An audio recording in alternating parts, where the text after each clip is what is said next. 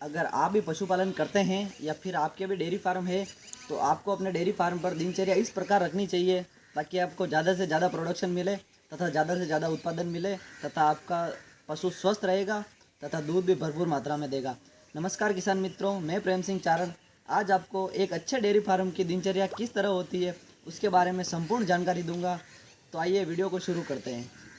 किसान साथियों, बात करें कि एक अच्छे डेयरी फार्म के लिए एक अच्छी दिनचर्या क्यों ज़रूरी है। अगर अच्छी दिनचर्या होगी, दिनचर्या के अनुरूप पशु को सारी गतिविधियाँ होगी, उसके अनुरूप पशु को आहार दिया जाएगा तो पशु स्वस्थ रहेगा और जो आहार वो खाएगा उस आहार का उसको पूरा रिजल्ट मिलेगा, जिससे दूध में वृद्धि होगी तथा पशु का शरीर हष्ट-पुष्ट होगा तथा पशु दूध भी ज़्यादा देगा। अगर हम दिनचर्या की बात करें तो एक अच्छे डेयरी फार्म की दिनचर्या सुबह 4 बजे से शुरू होती है, लेकिन वो अलग अलग कंडीशन के हिसाब से अलग अलग भी हो सकती है। 4 से 5 बजे के बीच में दिनचर्या शुरू होती है। सबसे पहले दिनचर्या में पशुशाला की सफाई करनी ज़रूरी है। सबसे पहले आप गोबर हटाएं। 4 बजे का ये समय मान लें आप, 4 बजे आपको ये काम करना है। अगर आपके कम पशु है तो आप 5 बजे से भी अपनी दिनचर्या शुरू कर सकते हैं। और अगर आपके दूध ज़्यादा दूर नहीं पहुंचाना है या फिर आपको घरों में सप्लाई नहीं करनी है और दूध अगर आपको लेट सप्लाई करना है तो आप अपने अनुरूप 6 बजे भी अपनी दिनचर्या शुरू कर सकते हैं।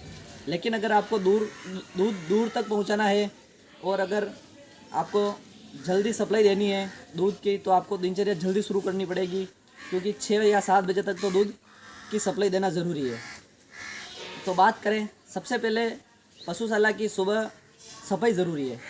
तो सबसे पहले गोबर हटा लेवे तथा पशुशाला की सफाई कर लेवे, उसके बाद मिल्किंग करें।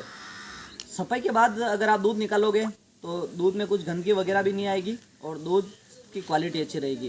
तो सबसे पहले पशुशाला की सफाई कर लेवे। ये समय आप मान के चलो कि 4 साढ़े 4 बजे है। उसके बाद में आप दूध निकालें। सफाई करने के बाद में दूध निकालें। दूध निकालने के बाद आप दूध को पैकिंग कर सकते हो और पैकिंग करके आप दूध को मार्केट में सप्लाई कर सकते हो।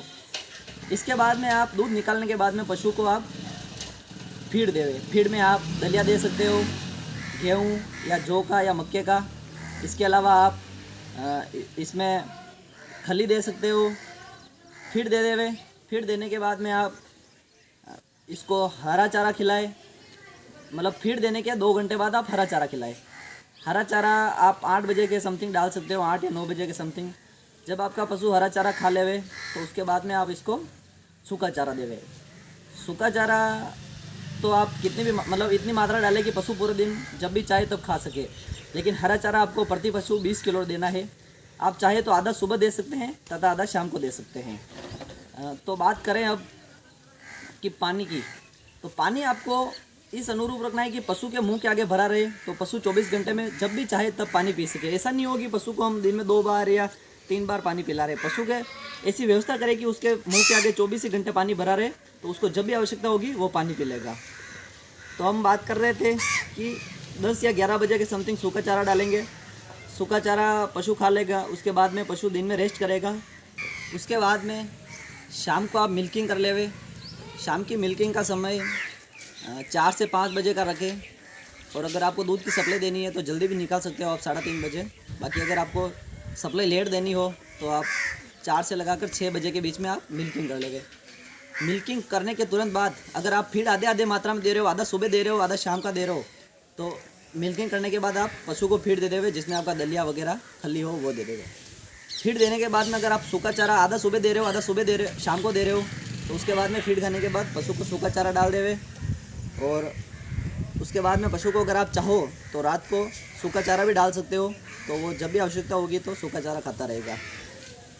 और इस बीच में आपको एक चीज़ का ध्यान रखना है कि जब आप सुबह मिल्किंग वगैरह कर लेवे तो उसके बाद में दिन में एक बार पशु को नहलाना ज़रूरी है। तो आप दिन में कभी भी एक बार आप पशु को नहला देवे। अगर आप इस तरीके से पशुशाला की दिनचर्या रखेंगे तो पशु जो भी आहार खाएगा उसका पाचन हो जाएगा, जिससे पशु स्वस्थ रहेगा तथा दूध भी ज़्यादा देगा। किसान साथियों, अगर जानकारी अच्छी लगी हो तो वीडियो को लाइक करें, चैनल को सब्सक्राइब करें तथा बेल आइकन को ऑन कर देवे, ताकि आपको खेती से तथा पशुपालन से संबंधित ऐसी जानकारी समय समय पर मिलती रहे।